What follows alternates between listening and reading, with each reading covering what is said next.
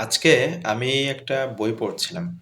তো খুব ইন্টারেস্টিং একটা বিষয় হচ্ছে, আ এই বইটাতে আসলে আ লেখা আছে বা প্রেডিকশন করা ছিল যে কোনো একটা সময় আ রাশিয়া এবং আ ইউক্রেন এই দেশটা আসলে একটা সময় যুদ্ধ বাঁধবে।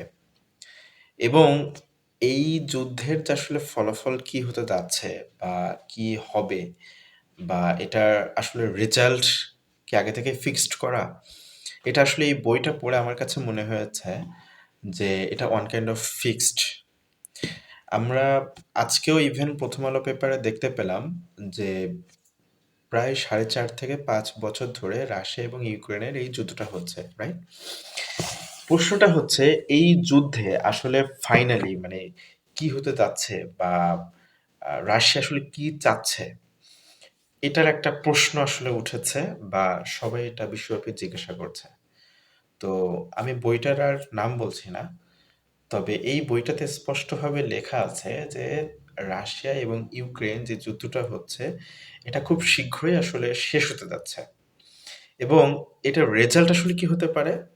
খুব ইন্টারেস্টিং ফ্যাক্ট হচ্ছে এই যুদ্ধে ইউক্রেন ঠিক তার যেই পর্যাপ্ত পরিমাণ এরিয়া আছে এবং যেগুলো ইতিমধ্যে সে হারিয়ে ফেলেছে, হতে পারে এখান থেকে আরো কিছু এরিয়া সে হারাবে এবং সর্বশেষ এই যুদ্ধটা ইতি টানবে রাশিয়া এই হিসেবে যে লিটল ইউক্রেন এটা হবে ইউক্রেনের ফিউচার।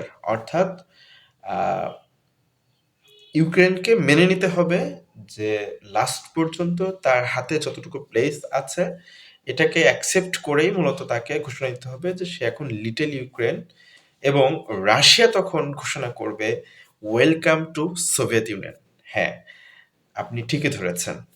বরঞ্চ এই যুদ্ধটা আসলে এভাবেই শেষ হতে যাচ্ছে এবং খুব ইন্টারেস্টিংলি সোভিয়েত ইউনিয়ন আবারও ব্যাক চলে আসতে যাচ্ছে।